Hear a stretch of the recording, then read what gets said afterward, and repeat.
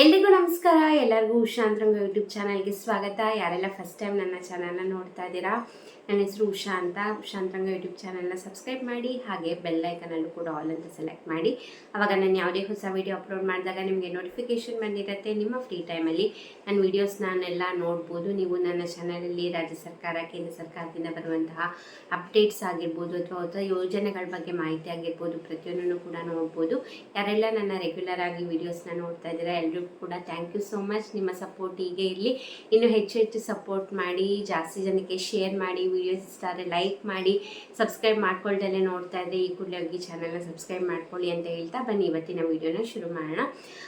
ಕೆಲವೊಂದು ಗೃಹಲಕ್ಷ್ಮಿ ಯೋಜನೆ ಬಗ್ಗೆ ಕೆಲವೊಂದು ಲಕ್ಷ್ಮೀ ಹೆಬ್ಬಾಳ್ಕರ್ ಅವರು ಅಪ್ಡೇಟ್ನ ಕೊಟ್ಟಿದ್ದಾರೆ. ಅದನ್ನು ತಿಳಿಸುವಂಥ ವಿಡಿಯೋನ ನಾನು ಮಾಡ್ತಾ ಇರೋದು. ನಿಮಗೂ ಕೂಡ ಗೊತ್ತಿದೆ, 22ನೇ ಕಂತಿನ ಹಣ ಆಲ್ರೆಡಿ ಜಮೆ ಆಗಿದೆ. ಬಟ್ ಅದು ಎಲ್ಲರಿಗೂ ಕೂಡ ಬಂದಿಲ್ಲ ಹಣ.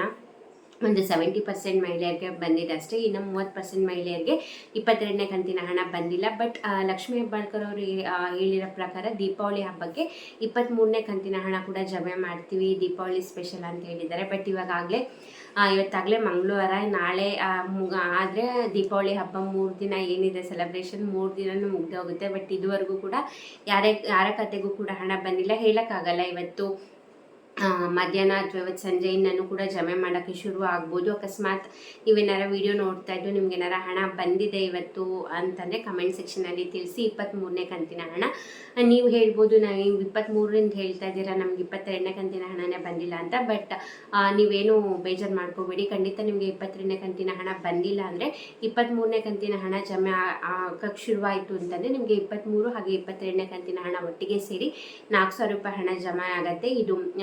ಇದನ್ನ ಲಕ್ಷ್ಮೀ ಹೆಬ್ಬಾಳ್ಕರ್ ಅವರು ಇದ್ರ ಬಗ್ಗೆ ಸ್ಪಷ್ಟನೆಯನ್ನು ಕೊಟ್ಟಿದ್ದಾರೆ. ಟೆಕ್ನಿಕಲ್ ಇಶ್ಯೂಯಿಂದ ತುಂಬ ಜನ ಮಹಿಳೆಯರಿಗೆ ಅಂದರೆ ಒಂದು 30% ಮಹಿಳೆಯರಿಗೆ ಹಣ ಜಮೆ ಆಗಿಲ್ಲ. ಸೊ ಹಾಗಾಗಿ 23ನೇ ಕಂತಿನ ಹಣ ಏನು ದೀಪಾವಳಿಗೆ ಜಮೆ ಮಾಡ್ತೀವಿ ಅಂತ ಹೇಳಿದ್ದಾರೆ, ಅದು ಜಮೆ ಮಾಡಿದ್ರೆ ಅದ್ರ ಜೊತೆ ನಿಮಗೆ ಯಾರಿಗೆಲ್ಲ 22ನೇ ಕಂತಿನ ಹಣ ಬಂದಿಲ್ಲ ಅವ್ರಿಗೆಲ್ಲ 4,000 ರೂಪಾಯಿ ಒಟ್ಟಿಗೆ ಬರುತ್ತೆ. ಯಾರಿಗೆಲ್ಲ 22ನೇ ಕಂತಿನ ಹಣ ಬಂದಿತ್ತು ಅವರಿಗೆ ಮತ್ತೆ 23ನೇ ಕಂತಿನ ಹಣ 2,000 ರೂಪಾಯಿ ಜಮೆ ಆಗುತ್ತೆ. ನೋಡೋಣ. ಹೋಪ್ಫುಲಿ ಅವ್ರು ಹೇಳ್ದಂಗೆ ಅವ್ರು ಮಾತು ಉಳಿಸ್ಕೊಂಡ್ರೆ ಇವತ್ತು ಮಧ್ಯಾಹ್ನ ಅಥವಾ ಇವತ್ತು ಸಂಜೆಯಿಂದನೇ ಹಣ ಜಮೆ ಆಗೋಕ್ಕೆ ಶುರುವಾಗುತ್ತೆ ಹೋಪ್ಫುಲಿ. ಅಥವಾ ನಾಳೆನೂ ಕೂಡ ಆಗ್ಬೋದು, ಹೇಳೋಕ್ಕಾಗಲ್ಲ. ಯಾಕಂದರೆ ವರಮಹಾಲಕ್ಷ್ಮಿ ಹಬ್ಬದ ಟೈಮಲ್ಲೂ ಕೂಡ ಹಾಗೆ ಮಾಡಿದ್ರು, ವರಮಹಾಲಕ್ಷ್ಮಿ ಹಬ್ಬದ ದಿನದಿಂದ ಶುರು ಮಾಡಿದ್ರು, ಹಾಗೆ ದಸರಾ ಟೈಮಲ್ಲೂ ಕೂಡ ಹಾಗೆ ಮಾಡಿದ್ರು. ದಸರಾ ಹಬ್ಬ 9 ಡೇಸ್ ಏನಿದೆ ಅದು ಮುಗ್ದಿದ್ದು ನೆಕ್ಸ್ಟ್ ಡೇಯಿಂದ ಹಣ ಜಮೆ ಮಾಡೋಕ್ಕೆ ಶುರು ಮಾಡಿದ್ರು. ಈ ಸತಿ ಕೂಡ ಹಾಗೆ ಮಾಡ್ತಾರೋ ಏನೋ ಗೊತ್ತಿಲ್ಲ. ಬಟ್ ನನ್ನ ಅಪ್ಡೇಟ್ನ ತಿಳಿಸಿದ್ದಾರೆ. ಮತ್ತು ನೀವು ಬೈಕೋಬೇಡಿ, ಇವ್ರು ಬರೀ ವಿಡಿಯೋ ಮಾಡ್ತಾರೆ, ಹಣ ಮಾತ್ರ ಬರೋದಿಲ್ಲ ಅಂತ ಅಪ್ಡೇಟ್ಸ್ನ ತಿಳಿಸುವಂಥ ಪ್ರಯತ್ನ ಮಾಡ್ತಾ ಇದ್ದೀನಿ ಅಷ್ಟೇ. ಲಕ್ಷ್ಮೀ ಹೆಬ್ಬಾಳ್ಕರ್ ಅವರು ಏನು ಅಪ್ಡೇಟ್ ಕೊಟ್ಟಿದ್ದಾರೆ ಅಂತಂದರೆ, ಇವಾಗ ದೀಪಾವಳಿ ಹಬ್ಬಕ್ಕೆ 23ನೇ ಕಂತಿನ ಹಣ ಜಮೆ ಮಾಡಿದ್ರೆ ಇನ್ನು 2 ತಿಂಗಳದು ಹಣ ಪೆಂಡಿಂಗ್ ಉಳಿಯುತ್ತೆ.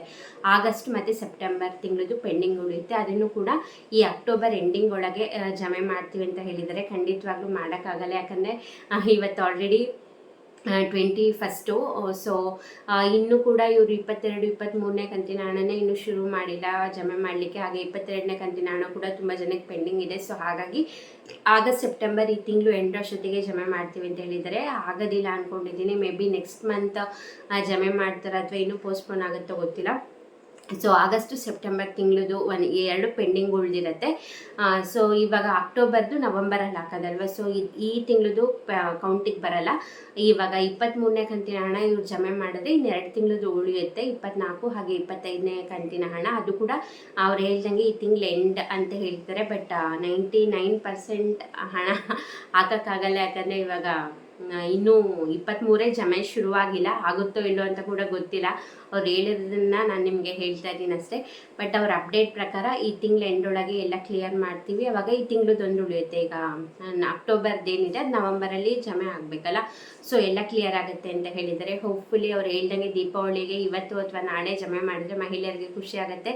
ಸೊ ನಿಮ್ಗೆ ಏನನ್ಸುತ್ತೆ ಕಮೆಂಟ್ ಮಾಡಿ. ಹಾಗೆ 22ನೇ ಕಂತಿನ ಹಣ ಬಂದಿದೆಯಾ ಬಂದಿಲ್ಲ ಅಂತ ಕೂಡ ಕಮೆಂಟ್ ಸೆಕ್ಷನಲ್ಲಿ ತಿಳಿಸಿ. ಹಾಗೆ 23ನೇ ಕಂತಿನ ಹಣ ಅವ್ರು ಹೇಳ್ದಂಗೆ ಇವತ್ತು ಅಥವಾ ನಾಳೆಯಲ್ಲಿ ಜಮೆ ಮಾಡ್ತಾರಾ, ಇಲ್ಲ ಇನ್ನೂ ಮುಂದಕ್ಕೆ ತಳ್ತಾರಾ, ಇಲ್ಲ ನೆಕ್ಸ್ಟ್ ಹಾಕ್ತೀವಿ ಅಂತೇಳಿ ಮತ್ತೆ ಇನ್ನೊಂದು 2-3 ಮಂತ್ಸ್ ಹಿಂಗೆ ತಳ್ತಾರೆ ಅಂದ್ಕೊಂಡಿದ್ದೀನಿ.